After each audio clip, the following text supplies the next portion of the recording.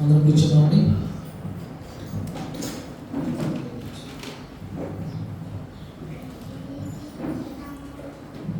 చిన్నపిల్లలు చక్కగా సిట్ అయిపోవాలి ఎక్కడో చోట త్వరగా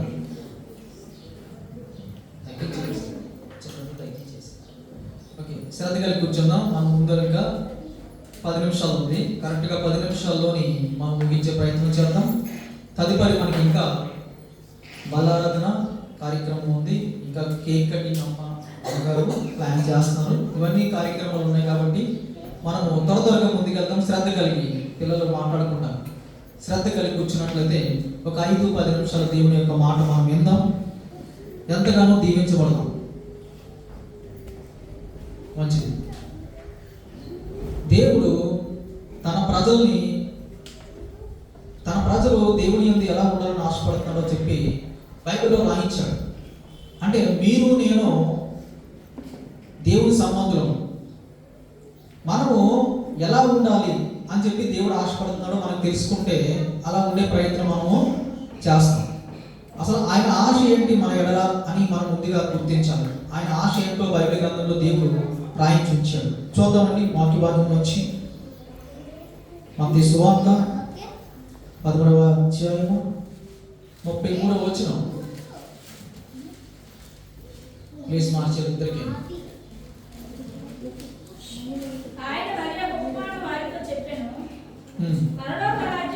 పరలోక రాజ్యము ఒక స్త్రీ తీసుకుని పిండి అంతయు పులిసి పొంగు వరకు 3 కొంచెముల పిండిలో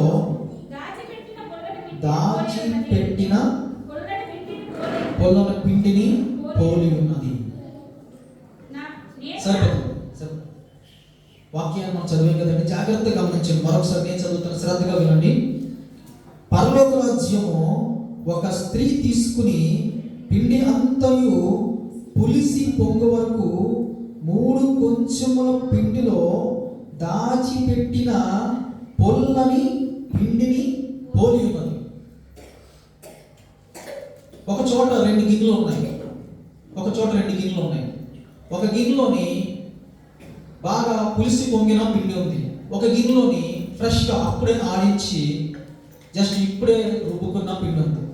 మనం చెప్తున్నాం ఒకరికి, ఆ పులిసిపోయిన పిండిని తీసుకురా అంటే ఆ 2 గిన్నెలు ఏం చేస్తారు? ఏదైతే బాగా పులిసిపోయి పొంగిందో ఆ గిన్నె తీసుకొస్తారు.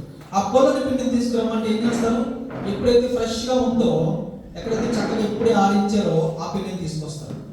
ఆ 2 గిన్నెలను జాగ్రత్తగా గమనించినట్లయితే పులిసిపోయిన పిండిని తీసుకురామన్నప్పుడు ఆ యొక్క పొంగిన పిండిని తీసుకొస్తారు.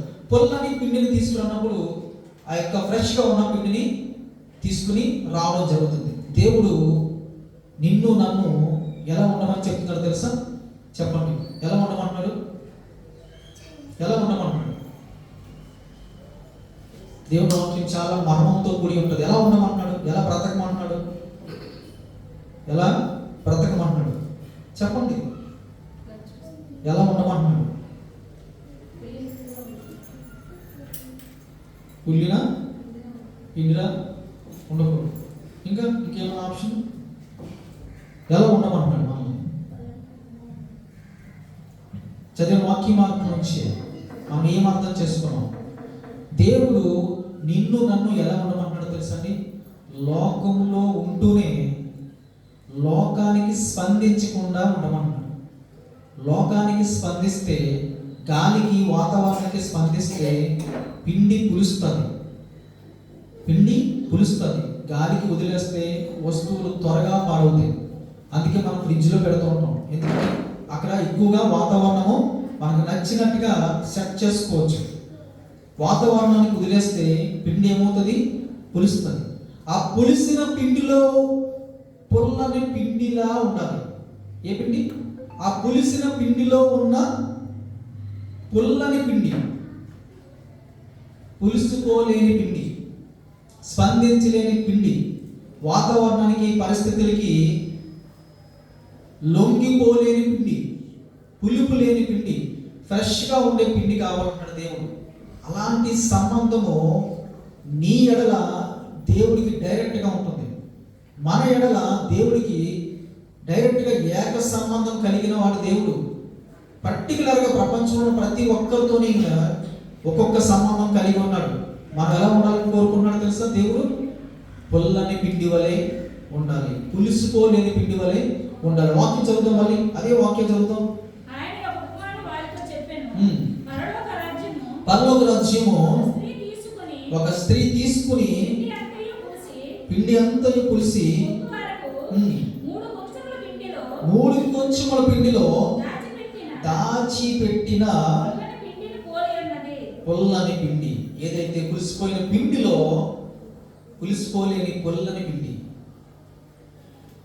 పులుపు లేని పిండిలా ఉండాలని చెప్పి దేవుడి యొక్క ఆశ ఉన్నది. నీ ఎడల నా ఎడల దేవుడి యొక్క కోరిక ఉన్నది. మనం ఎలా ఉండాలి లోకంలో అని చెప్పి దేవుడు హృదయపూర్వకంగా రాయించాడంట. ఇంకెలా చెప్తుందండి? పరలోక రాజ్యము ఒక వలతో పోలుస్తున్నాడు. ఒక వల వేసినప్పుడు సముద్రంలోని ఏమొస్తుందో తెలుసండి? మంచివి, చెడ్డవి, అవసరమైనవి అన్నీ వచ్చేస్తాయంట. తర్వాత వాటిని సెపరేట్ చేస్తానంటాడు దేవుడు. పరలోక రాజ్యము పొలంలో దాచిపెట్టిన ధనముతో పోలుస్తూ ఉంటాడు. పొలంలో దాచిపెట్టిన ధనము ఎలా ఉంటుందో అలాగే ఈ లోకంలో ఇన్క్లూడ్ అయి ఉంటూ లోకానికి స్పందించకుండా లోకంలోనే బ్రతుకుతూ లోక ఆశలకి లొంగిపోకుండా లోకంలోనే సంచరిస్తూ లోకానికి ఎట్టి విధంగా మనపై అధికారం ఇవ్వకుండా పొల్లకుండా ఉండే పిండిలాగా, దాచబడిన ధనములాగా, పోగొట్టుకున్న నాణ్యములాగా మనం బ్రతకాలని చెప్పి దేవుడు మనల్ని కోరుకుంటున్నాడు. ఎలా కోరుకుంటున్నాడండి? ఏం కోరుకుంటున్నాడు? లోకంలోనే బ్రతుకు. లోకమంతా పులిసిపోయింది. లోకమంతా కూడా ఏమైపోయిందండి? పులిసిపోయింది, స్పందించేసింది, పాపానికి స్పందిస్తుంది, పాపానికి లోనైపోతుంది, పాపాన్ని ఎంట్రీ చేసుకుంటుంది తనలోకి, పాపమంతా తనలో పెట్టుకుంటుంది. పాపంతో నిండిపోయిన లోకంలో ఉన్న మనము పాపం అంటకుండా ఉండాలి అని చెప్పి దేవుడు కోరుకుంటున్నాడు. దేవుడి యొక్క కోరిక అది, దేవుడి యొక్క ఆశ అది, దేవుడి యొక్క చిత్తం కూడా అదే. ఎవరైతే అలా ఉంటారో వారిని దేవుడు ఏమని పిలుస్తున్నారు? నా రాజ్యము. ఏమన్నాడు? నా రాజ్యము, నా పిల్లలు, నా వాళ్ళు, నా సొంత వాళ్ళు అని చెప్పి ఎవరిని భావిస్తున్నాడో తెలుసా? పులిసిపోయిన పిండిలో ఉన్న పొల్లన్న పిండి, దాచిపెట్టబడిన పొల్లని పిండిలా ఉన్న నిన్ను నన్నుని ప్రతి దానికి లొంగిపోయి, లోకంలో అందరూ అలానే ఉన్నారు కదా, మేము అలానే బ్రతుకుతాం. లోక తీరింతే కదా, మేము కూడా అలాగే బ్రతుకుతాం. లోకంలో మా ఫ్రెండ్స్ అందరూ ఇలాగే ఉన్నారు, మా తోటి వాళ్ళందరూ ఇలాగే ఉన్నారు, మా యేసు వాళ్ళందరూ ఇలాగే ఉన్నారు, మా స్థాయి వాళ్ళందరూ ఇలాగే ఉన్నారు. మేము చేస్తే తప్పేంటి, మేము ఉంటే తప్పేంటి అనుకున్నావా? నీవు కూడా ఏమైపోతావు? పులిసిపోతావు. పాపమని వాతావరణానికి లొంగిపోయి పులిసిపోతావు. దేవుని చిత్తం అది కాదు. దేవుని చిత్తము అది కాదు. పరుగు పందెంలోని ప్రతి దాంట్లో లేడర్స్ అని దాటుకుంటూ గెంతుకుంటూ ఎక్కడ పడిపోకుండా, దేన్ని పడేయకుండా వెళ్ళినోళ్ళకి అక్కడ ప్రైజ్ వస్తుంది. ప్రతి ఒక్క ఆ స్టెప్ని కూడా తన్నుకుని వెళ్ళిపోతే ప్రైజ్ ఇస్తారా? ఎవరు? ప్రతి దాన్ని దాటవలసిందే, ప్రతి దాన్ని నువ్వు అధిగమించవలసిందే. అప్పుడే పులిసిపోయిన పిండిలో దాచబడిన పొల్లని పిండి, ఫ్రెష్గా ఉన్న పిండి అనిపిస్తావు నువ్వు. పులిసిపోయిన లోకంలో పాపంతో నిండిపోయి పాపానికి చాలా ఈజీగా యాక్సెస్ ఇచ్చేస్తూ పాపం చేస్తూ ఇది ఇంతే, ఇలాగే చేయాలి అనుకుంటున్న పులిసిపోయిన పిండిలో పొల్లని పిండి దాచబడి ఉంది. అది నువ్వు నేనే అయ్యి ఉండాలి. అది నీకు నాకు సంబంధించిన వాక్యం, దేవుడి యొక్క చిత్తం. అది దేవుడి యొక్క మనసులో ఉన్న మాట ఏంటో తెలుసా? ఇదిగో పులిసిపోయిన పిండిలో దాచబడిన, పొంగు వచ్చే వరకు స్పందించి పులిసిపోయిన పొంగిపోయిన పిండి లోపల దాచబడిన చాలా శ్రేష్టమైన పొల్లని పిండి, పులుపు లేని పిండి నీవు అని చెప్పి దేవుడు ఆశపడుతుంది. ఎంతమంది ఉన్నారు అలాగే లోకంలో చెప్పండి? క్రైస్తవుల్లోనే ప్రతి దానికి కూడా వాళ్ళు ఎంట్రీ ఇచ్చేస్తున్నారు కదా, వారి జీవితంలోకి, వారి హృదయంలోకి, వారి ఆలోచనలోకి, వారి భాగస్వాములు అయిపోతున్నారు కదా. ఈ పులుపుతో పాటు కలిసిపోయి ఏమైపోతున్నారండి? పులిసిపోతున్నారు కదా అందరు క్రైస్తవులు కూడా. ఇది ఇంతే అనుకుంటున్నారు, కానీ దేవుని చిత్తం ఇంతే కాదు. దేవుని చిత్తం ఇంతే కాదు. దేవుని చిత్తం ఏంటో తెలుసా? పులిసిపోయిన పిండిలో పులుపు లేకుండా పొల్లని పిండి దాచబడి ఉంటుందంట. ఆ పొల్లని పిండి ఏదైతే ఉంటుందో అదే దేవుని యొక్క రాజ్యం అనబడిన నువ్వు నేను. దేవుని యొక్క రాజ్యం అనబడిన నీవు నేను పులుపుకి స్పందించకూడదు. పులుపుకి మనము మన యొక్క క్యారెక్టర్ని పాడు చేసుకోకూడదు, మన ఆలోచనలు పాడు చేసుకోకూడదు. మనము వక్రీకరించుకుని మనకు మనం ఏదో చెప్పుకుని, ఏదో సర్ది చెప్పుకుని ముందుకు వెళ్ళిపోకూడదు, పులిసిపోకూడదు. లోకంలో పులుపుతో నిండిపోయిన ఈ లోకంలో పులుపు లేకుండా ఉండాలి అన్నది దేవుని యొక్క చిత్తము. అది మొదటిగా ఉన్న ఇశ్రాయేలు ప్రజలు కూడా దేవుడు ఇచ్చిన ఆజ్ఞ అదే. ఒక క్రమబద్ధీకరంగా దేవుడు ఇచ్చిన ఆజ్ఞ చూద్దాం. ద్వితీయోపదేశకాండంలో 16వ అధ్యాయం 16వ మాట కూడా చదువుకుని ముందుకు సాగుదాం. ద్వితీయోపదేశకాండము 16వ అధ్యాయము 16వ.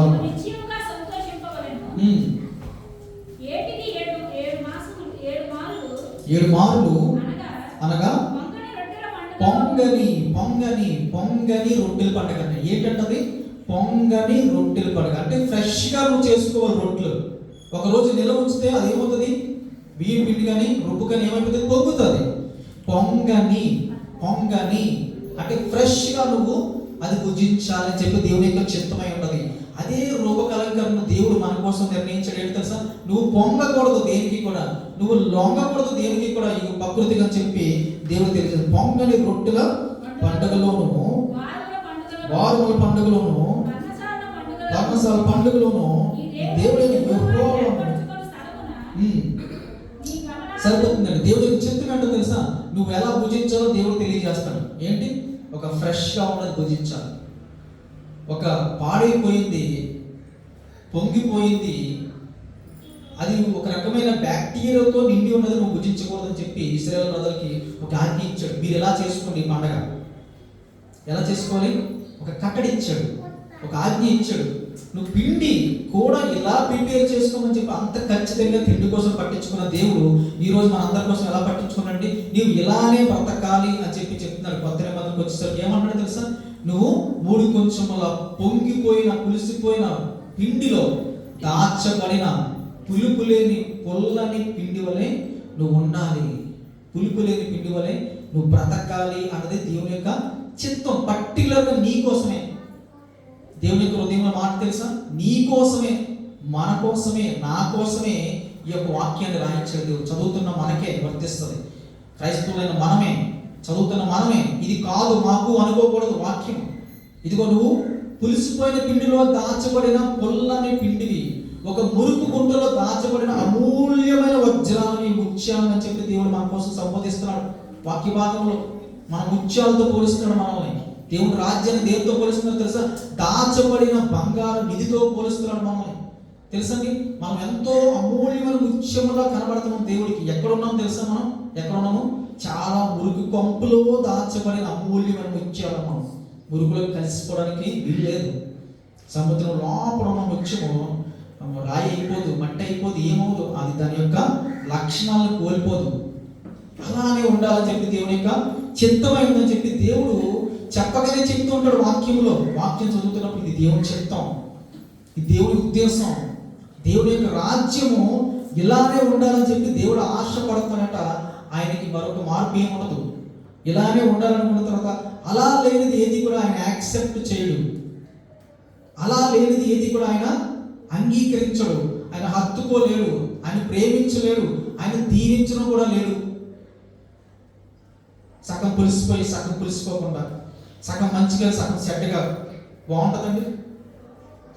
చెప్పండి, బాగుంటుందా? మనందరం బిర్యానీ వండుకుని ఉంటాం. ఎంతమంది బిర్యానీ తిన్నారు? అందరూ తిని ఉంటారు. అందరూ తినండి, మంచిదే, తప్పేం కాదు. బిర్యానీ వండుకున్న తర్వాత బిర్యానీలోని తింటున్నప్పుడు మనకి లవంగాలు, యాలకులు, దాల్చిన చెక్క మనకి తారసపడుతుంటాయి. అవి ఏం చేస్తుంటాం మనం? అవి తీసి చక్కగా పక్కన పెట్టేసి బిర్యానీ చక్కగా నీట్గా తినేస్తాం. అవి తీసేసినంత మాత్రాన దాని తాలూకా క్వాలిటీ, స్మెల్, ఆ ప్రాపర్టీ వాల్యూస్ ఈ ఫుడ్లోకి పోతాయా?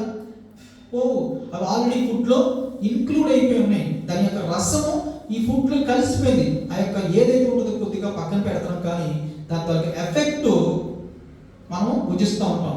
అలాగే చాలా మంది క్రైస్తవులు ఏం చేస్తారు తెలుసా? పాపాన్ని విడిచిపెట్టేస్తారు, తాగుడు విడిచిపెట్టేస్తారు, వ్యభిచారాన్ని విడిచిపెట్టేస్తారు, దొంగతనం విడిచిపెట్టేస్తారు, అసూయ విడిచిపెట్టేస్తారు. కానీ వాటి తాలూకా చిన్న వాసన ఇంకా ఉండిపోతుంది. ఎక్కడ? హృదయంలో. ఎంత మారాలనుకుని ప్రయత్నాలు చేస్తూ ఉంటారు క్రైస్తవులందరూ.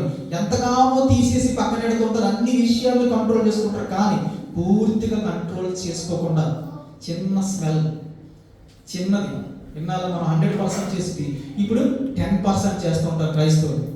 కానీ దేవుడు అలా కోరుకుంటాడా? నువ్వు 10% పులిసిపోయినా నువ్వు పులుపుదానివే అంటాడు దేవుడు. నువ్వు పుల్లకుండా ఉండాలి. నువ్వు 100% నువ్వు దాచబడిన పులుపు లేని పుల్లని శ్రేష్టమైన పిండిలా ఉండవలసిందే. అంతేగాని కొద్దిగా పులుస్తాను, లోకమంతా 100% పులిసిపోయింది, నేను కొంచెం పులుస్తాను, ఏం తప్పు లేదు అనుకుంటే అది దేవుని చిత్తము కాదు. నువ్వు ఉంటే పూర్తిగా శ్రేష్టమైన పిండిలా ఉండాలి. అంతే, నువ్వు పూర్తిగా శ్రేష్టమైన పిండిలా ఉండవలసిందే. నువ్వు రాజ్యంలో ఒక భాగస్థుడు అనే ఉద్దేశం ఉంటే నువ్వు పూర్తిగా శ్రేష్టమైన ఫ్రెష్ పిండిలా బ్రతకవలసిందే క్రైస్తవుడు. అంతేగాని కొంచెం కొంచెం పులిసిపోయి కొంచెం కొంచెం ఏదో కంట్రోల్ చేసుకుంటున్నట్టుగా సెల్ఫ్ సాటిస్ఫాక్షన్తో బతికి క్రైస్తవుడు ఎవరు కూడా దేవుని యొక్క రాజ్యంలోకి ప్రవేశించడానికి అధికారము దేవుడు ఇవ్వడు. అంతే. ఎందుకు ఇవ్వడు అంటే దేవుని రాజ్యము పరిపూర్ణంగా శ్రేష్టంగా ఉండాలన్నది దేవుని యొక్క చిత్తం. దేవుని రాజ్యంలో అందరూ పరిపూర్ణులే ఉండాలి. ఎక్కడ పులుపు మిగిలిపోయి ఉంటే ఆ యొక్క జీవితాన్ని పరలోక రాజ్యంలోకి దేవుడు అలౌ చేయడు. ఎందుకు అలౌ చేయడు? తన రాజ్యము శ్రేష్టంగా 100% పులుపు లేనిదిగా చాలా ఫ్రెష్గా ఉండాలి ఆ రాజ్యం. అంతే. ఈ రాజ్యం అలాగా మాడైపోయింది. ఒకప్పుడు ఈ రాజ్యాన్ని దేవుడు ఎంతో ప్రేమించాడు. భూలోక రాజ్యాన్ని ఎంతగానో గౌరవించి ప్రేమించి తన చేతులతో ఎంతో అద్భుతంగా డిజైన్ చేసుకున్న అద్భుతమైన లోకం ఇది. ఏది? భూలోకం. ఇది ఆషామాషిగా పుట్టింది కాదు, ఎంతో అద్భుతమైన లోకం ఇది. ఇది పాడైపోయింది, ఇది పాడైపోయింది, ఇది పాడైపోయింది. ఇప్పుడు దేవుడు ఏమంటాడు తెలుసా? ఇందులో ఎవరైతే పొల్లకుండా ఉంటారో వారిని సెపరేట్ చేసి ఒక రాజ్యం క్రియేట్ చేస్తానో అందులో మరి ఎప్పటికీ కూడా ఏ పులుపు కూడా ఎంటర్ అవ్వకుండా నేను కాపలా కాస్తాను. అందులో పులుపు ఉండదు, అందులో కన్నీరు ఉండదు, అందులో దుఃఖం ఉండదు. ఈ లోకంలో మంచి వాళ్ళు చెడ్డవాళ్ళు కలిసి పెరుగుతున్నారు, కానీ అక్కడ అలా మంచి వాళ్ళు చెడ్డవాళ్ళు ఉండే అవకాశం లేనే లేదు. నువ్వు పులిసిపోయి ఉంటే నువ్వు అక్కడికి వెళ్ళవు. అంతే. అది 5% అయినా 10% అయినా 15 అయినా 1% అయినా సరే నువ్వు పులిసిపోయి ఉంటే వీలు పడదు అక్కడికి వెళ్ళడానికి. అంతే. అది లెక్క, దేవుని యొక్క చిత్తము. అందుకే మనం తెలియజేస్తున్నాడు శ్రేష్టంగాని నేరుగా తెలియజేస్తున్నాడు. నువ్వు ఎలా ఉండాలి? నువ్వు దాచబడిన అమూల్యమైన ముత్యములా బ్రతకవలసిందే.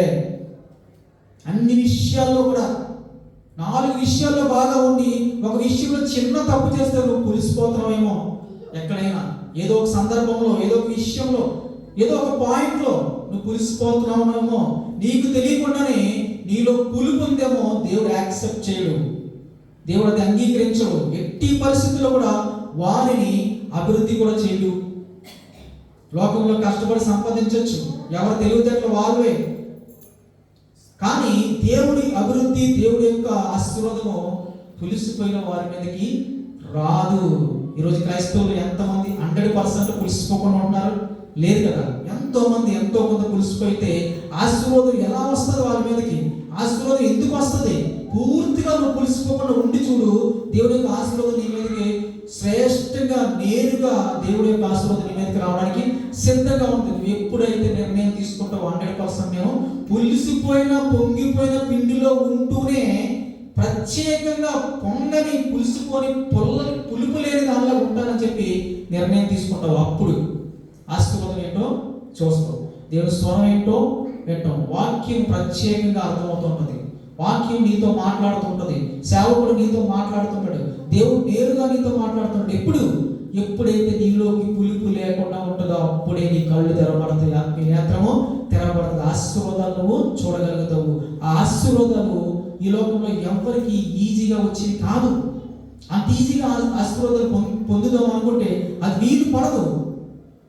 తప్పులు చేస్తూ పాపం చేస్తూ పులిసిపోతూ మళ్ళీ సర్దుకుంటూ తప్పులు చేస్తూ పాపం చేస్తూ దేవుని ఆశీర్వదించట్లేదు అనుకుంటే అది నీదే తప్పు, కానీ దేవుని యొక్క తప్పు కాదు. నువ్వు ఉండవలసిందే ఖచ్చితంగానే.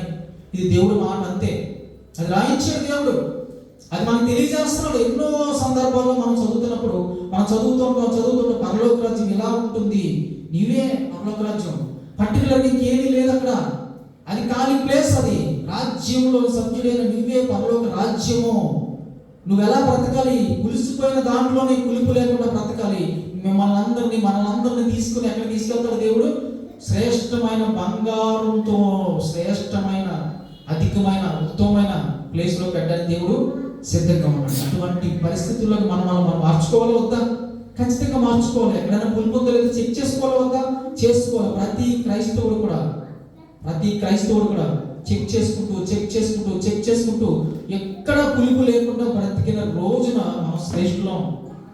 దేవుడి యొక్క స్వరం వింటాం, దేవుని యొక్క ముఖాన్ని చూస్తాం, దేవుని దర్శనాలు చూస్తాం, అద్భుతాలు చూస్తాం. మనం ఏది అనుకుంటే అది అవుతుంది, ఏది పట్టుకుంటే అది బంగారం అవుతుంది. నీ ఆశ నెరవేరుతుంది. అప్పుడు నీ ఆశ లోకం మీద ఉండదు. అర్థమవుతుందండి? నీ ఆశ లోకం మీద ఉండదు. అన్ని ఆశలు పరసంబంధంగా ఉంటాయి, అన్ని ఆశలు ఆశీర్వాదకరంగా ఉంటాయి, అన్ని ఆశలు ఉత్తమమైనదిగా ఉంటాయి. ఇప్పుడు వచ్చే ఆశలు ఉత్తమమైనవి కాదు, లోకంతో లింక్ ఉన్న ఆశలు. కాబట్టి దేవుడు నెరవేర్చట్లేదు. ఉత్తమమైన ఆశలు, ఉత్తమమైన ఆలోచనలు, నీ కోరికలు, ఈ ప్రతిదీ కూడా దేవుడు నెరవేరుస్తాడు. ఎప్పుడో తెలుసా? పులుపు లేకుండా బ్రతికిన రోజున నీకు వచ్చే ఆలోచన తగ్గ ఆశలు అన్నీ నెరవేరుతాయి. అంతే. ఎందుకు నెరవేరుతాయి? నీ ఆలోచనలు అన్నీ మారిపోతాయి, నీ స్థితి మారిపోద్ది, నువ్వు చూసే దృష్టి మారిపోద్ది, లోకాన్ని చూసే దృష్టి మారుతుంది, దేవుడు చూసే దృష్టి మారుతుంది, వాక్యం చదివే వాక్యంలో ఉన్న అర్థాలు ఆలోచించే దృష్టి మారుతుంది, సేవకుని చూసే దృష్టి కూడా మారుతుంది. దేవుడు మాట్లాడుతుంటే ఎస్, దేవుడు నాతో నేరుగా మాట్లాడుతున్నాడు. ఎందుకు మాట్లాడుతున్నాడు? మనలో ఉన్న పులుపుని తీసివేసుకుని పరిపూర్ణంగా మనం ఉంటూ మనల్ని ఆశీర్వదించాలని చెప్పి దేవుడు మాట్లాడుతున్నాడని చెప్పి నీకు అర్థమవుతుంది.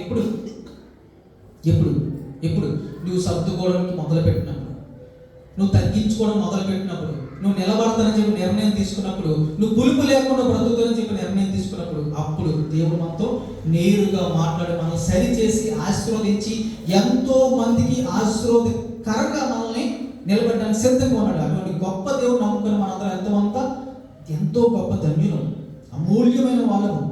లోకంలో దాని మీద ఏమేమి ఆశ పెట్టుకోకుండా దేవుడి మీద ఆశ పెట్టుకుందాం. దేవుడు చెప్పిన మనసులో ఉన్న మాట ఏంటి? మనము పులిసిపోకుండా ఉండాలి, పులుపు లేకుండా ఉండాలి. అటువంటి జీవితాన్ని దేవుడు ఎల్లవేళ కాపాడుతాడంట. వారే దేవుని దృష్టిలో భక్తులు. ఎవరైతే పులుపుని ఎంటర్ చేయకుండా ఉంటారో వారే దేవుని దృష్టిలో భక్తులు. ఆ భక్తులకి ఏమీ రాకుండా దేవుడు కాపాడతాడు. దేవదూతలు పంపిస్తాడు. ఎందుకు? పులిసిపోయిన లోకంలో కూడా పులుపు లేకుండా బ్రతుకుతున్నారు నా బిడ్డ, నా రాజ్యం అని చెప్పి దేవుడు ఎంతో ఆనందపడి మనకి ప్రొటెక్షన్ ఇస్తాడు, మనకి సంపదిస్తాడు, మన కోరికలను తీరుస్తాడు, మన కన్నీళ్లు తుడుస్తాడు.